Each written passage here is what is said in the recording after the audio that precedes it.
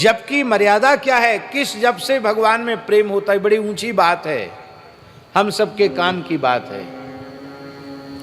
एक माला भी जपो, वैसे तो अधिक से अधिक जपना चाहिए, पर एक माला भी जपो तो जपने के पीछे उद्देश्य क्या हो। अब जो बेचारे ब्राह्मण देवता संकल्प लेकर दूसरों का जप आदि करते, उनके लिए हम नहीं कह रहे हैं। स्वयं के साधन के संबंध में ये बात कही जा रही है। स्वयं के साधन के संबंध में 3 बातें अपने मन में पक्की कर लो, फिर भजन करो, तो पूरा का पूरा भजन लाभकारी होगा, उससे भगवत प्रेम की प्राप्ति हो जाएगी। वो 3 सूत्र हैं भजन के, जप के। पहला है भगवान के होकर, दूसरा है भगवान के लिए, और तीसरा है भगवान का स्मरण करो। भगवान के होकर करो, शरीर संसार से संबंध जुड़ा रहेगा, उसमें आसक्ति रहेगी तो जप का फल व्यभिचरित हो जाएगा।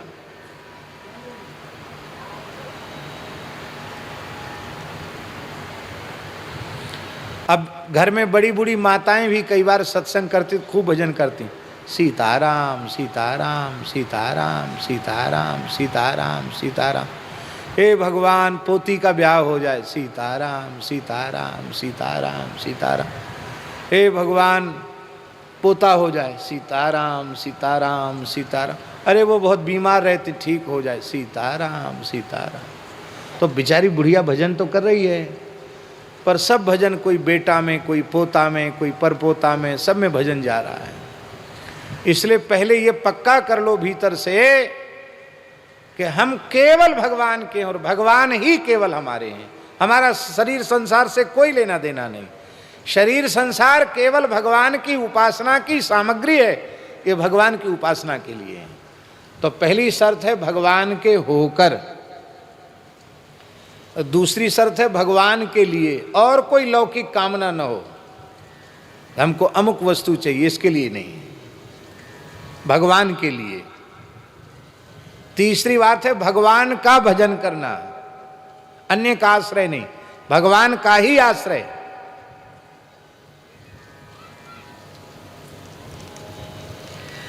क्योंकि प्रेम गली अति सांकरी, या में द्वै न समाए। श्री केशव राम जी महाराज एक उदाहरण है। श्री रामानुज संप्रदाय में श्री विष्णु चित्ती आलवार की पुत्री आंडाल श्री गोदाम्बा जी महान भक्ता हुई, साक्षात श्री जी का ही वो स्वरूप हैं। गोदाम्बा जी ने सीधे भगवान की उपासना की अनन्य भाव से, तो मात्र 16 रात्रियों में उनका सदेह भगवत लीला में प्रवेश हो गया।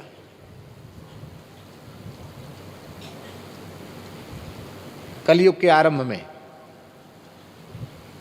गोदाम्बा जी उदाहरण है उसका। इसमें आप लोग बिल्कुल ये मत लेना कि हम कोबड़ छोट कहता अपराधु, बड़े छोटे की बात नहीं, उदाहरण दे रहे हैं हम केवल। और द्वापर युग में ब्रज कुमारिकाओं ने भगवान की लीला में प्रवेश के लिए सीधे भगवान का आश्रय नहीं लिया, कात्यायनी जी का आश्रय लिया। कात्यायनी महामाये महायोगिन्यधीश्वरी नंदगोप सुतम देवी पतिम में कुरुते नमः। भगवान ने व्रत पूर्ति में दर्शन भी दिया, उनकी अभिष्ट पूर्ति का वर भी दिया, लेकिन उन गोप कन्याओं को कम से कम 10 महीने तक प्रतीक्षा करनी पड़ी भगवान से मिलने की। मार्गशीर्ष की पूर्णिमा को भगवान ने वर दिया है। मार्गशीर्ष माने अघन, और अघन के बाद पौष, माघ, फाल्गुन, चैत्र, वैशाख, ज्येष्ठ, आषाढ़, श्रावण, भाद्रपद, आश्विन, 10 हो गए कि नहीं। और आश्विन की पूर्णिमा पर, शरद पूर्णिमा पर भगवान उनको रास में आवाहन कर रहे हैं। इसमें कात्यायनी पूजन में निषेध नहीं है। और गोपियों से तो भगवान मिले हुए ही हैं, लेकिन हम लोगों को उदाहरण दिया जा रहा है कि सीधे आश्रय लेने वाले 16 रात्रि में ही पहुंच गए। अरे भाई, और दूसरा उदाहरण हम देते हैं। कोई फ्लाइट, जहाज सीधे जाता है, सुधानंद जी महाराज, वो सीधे जाता है, वो 2 घंटे में अमुक जगह पहुंचा देता है, और जो वाया होकर के जाता है वो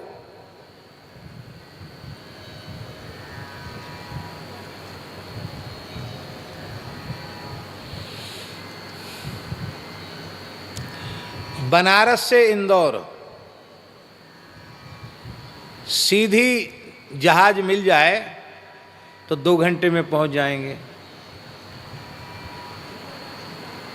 और वो एक ही टिकट ले लो, पर वाया है, वहाँ से बदलना पड़ेगा, वहाँ से वहाँ, वहाँ से वहाँ। तो अभी मैंने किसी से पूछा था, उन्होंने कहा महाराज जी 8 घंटे लग रहे हैं। लियो साहब, 8 घंटे, वहाँ उतना रुकना पड़ेगा, फिर बदलना पड़ेगा, यूँ त्यों, 8 घंटे। और सीधे मिले तो 2 घंटे।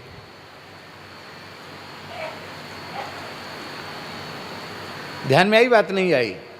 दूसरा कोई आएगा तो वाया हो जाएगा, इसलिए सीधे भगवान हमारे अपने हैं, सीधे उनसे संबंध स्थापित करो,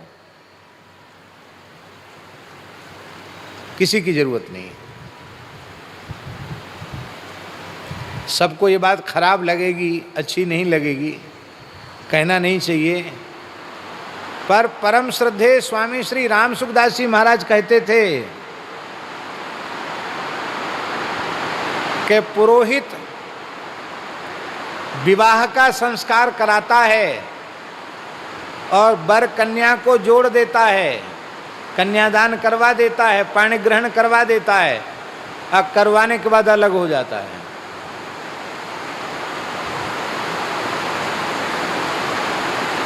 यदि वो पुरोहित कन्या का वर से संबंध न जोड़कर अपने से संबंध जोड़ने लग जाए तो दक्षिणा तो मिलेगी नहीं, पिटाई हो जाएगी उसकी।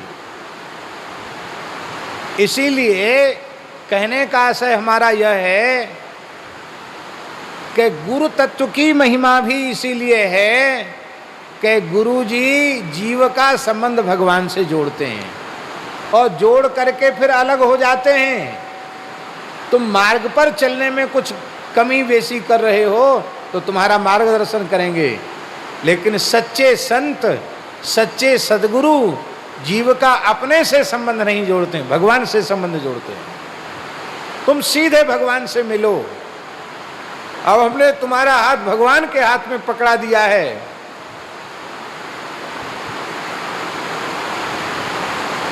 ये बात है।